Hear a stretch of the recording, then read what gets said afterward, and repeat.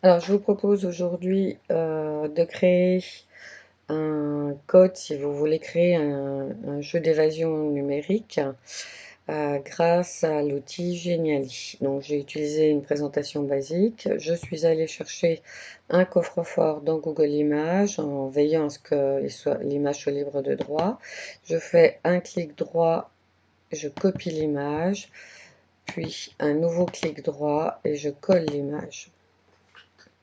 Voilà, donc c'est un coffre-fort qui est détouré, c'est parfait. Je peux l'agrandir. Voilà. Donc je vais rajouter un pavé numérique, on imagine. Donc numéro et lettres, j'ai sélectionné. Je vais prendre plutôt voilà, des chiffres carrés 0, 1, 2, 3, 4, 5, 6, 7, 8, 9 et A. Voilà, donc je vais positionner tout ça de façon, voilà, le 7, ça peut être pas mal, le 6, voilà, donc le 5, on va peut-être agrandir, ouais, ce serait pas mal d'avoir quelque chose d'un peu plus gros, plus lisible, voilà, on va faire pareil pour le 8, on va le déplacer, donc ça c'est un petit peu laborieux, voilà, je suis désolée, ouais, mais ça sera plus lisible et plus compréhensible pour vous. Donc le 6, le 5 et le 4. Donc du coup pareil, je vais agrandir pour que ça corresponde. Voilà, plus ou moins. Pour le 4, on fait la même chose.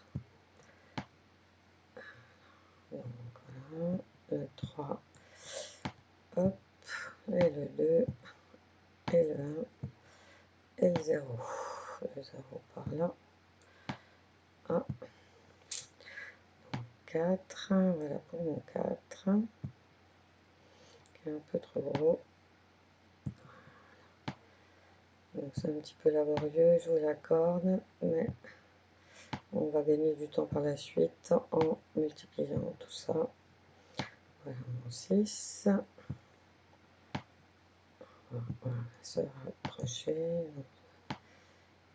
Voilà.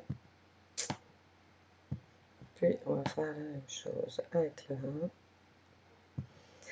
1 en agrandissant.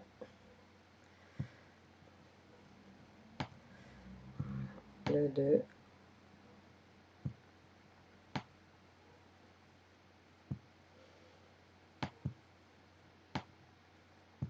Et le 3.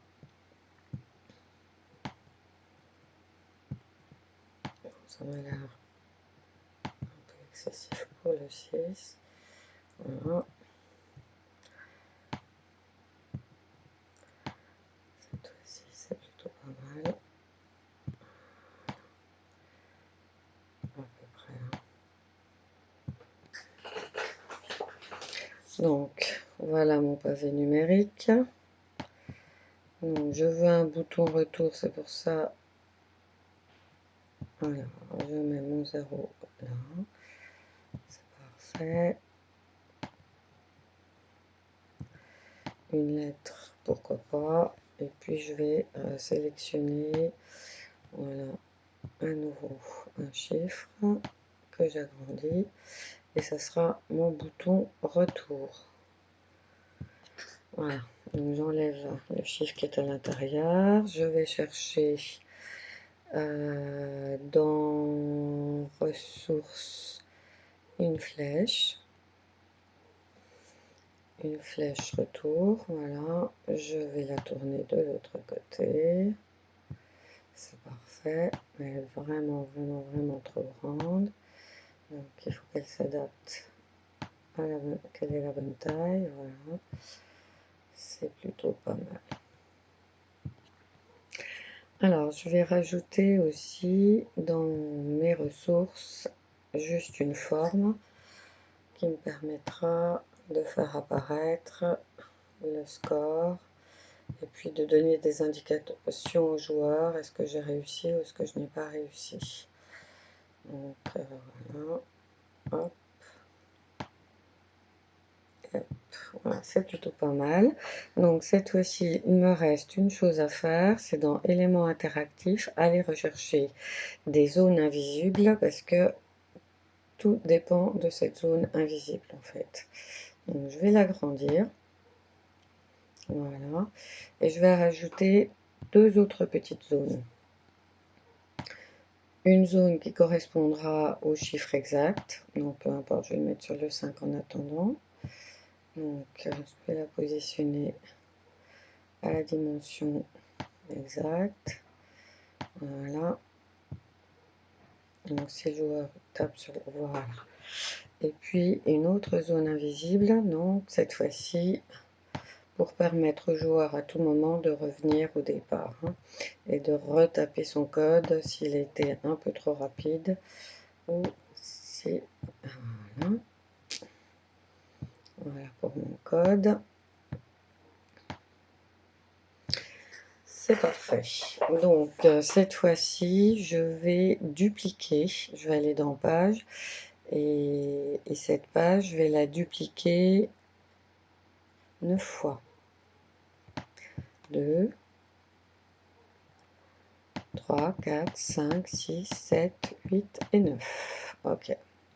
Je vais donner des noms pour pas être perdu et je vais marquer vrai 1, faux. Ça me permettra de ne pas être perdu. Faux 1. Donc vrai 2. Alors 2. Faux 2.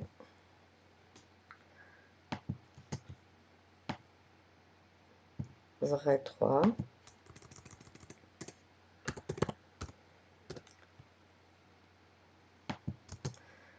Faux 3. Alors faux 3. Vrai 4.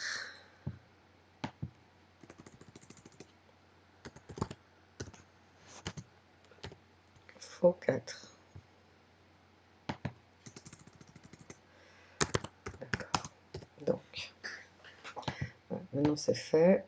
Je retourne sur ma première image et donc je vais dire si l'utilisateur tape dans tout ce pavé numérique, tu l'enverras à la page faux 1.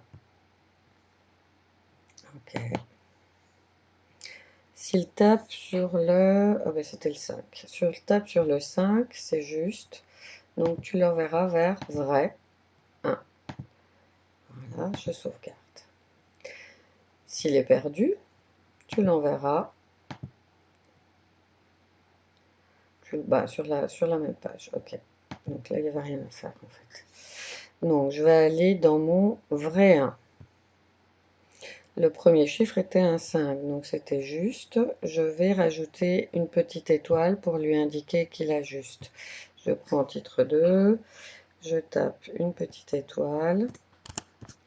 Voilà, et je la positionne au bon endroit. Là, parfait. Donc, le deuxième chiffre, donc dans mon vrai, est un 9. Je vais choisir donc le chiffre 9. Si la personne tape sur le 9, elle ira au vrai 2. Je sauvegarde.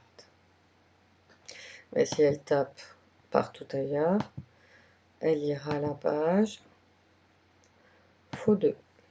D'accord, je garde. Je n'oublie pas de la renvoyer si elle est perdue au tout début.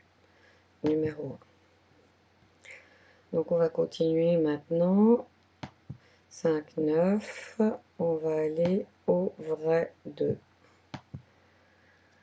Donc le vrai 2. Donc c'est 5, 9. Mon code 6. Je vais aller positionner tout de suite sur le 6. Donc 5, 9, 6. J'insère donc cette fois-ci 3 petites étoiles. Titre 2. Voilà. 1, 2, 3. 3 petites étoiles que je mets bien au centre.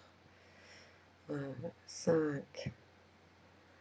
Non, c'était 2. 5, 6. Voilà. Donc, si je tape sur le 6, j'irai sur le vrai 3. Voilà. Si je tape ailleurs, faux 3. Vous avez compris, c'est assez simple. Si je tape sur la flèche, je suis perdu, je vais revenir au tout début. Voilà. D'accord, donc je continue. Donc cette fois-ci, je vais aller dans le vrai 3. Donc 5, 9, 6. Il me faut donc 3 étoiles. 1, 2, 3. Que je positionne au milieu. Voilà, 5, 9, 6. Et le dernier chiffre qui est un 7. Voilà. Donc si je tape n'importe où, je vais aller dans faux 4. Je sauvegarde. Si je tape sur le 7, je vais aller dans vrai 4 et je sauvegarde. Si je tape sur la petite flèche, je vais aller dans 1. Voilà. Donc, il me reste une dernière chose à faire, c'est mon vrai 4 avec mes 4 étoiles. Texte, titre 2, et je tape 1, 2, 3, 4. Voilà. Alors, je peux rajouter un titre. Bravo.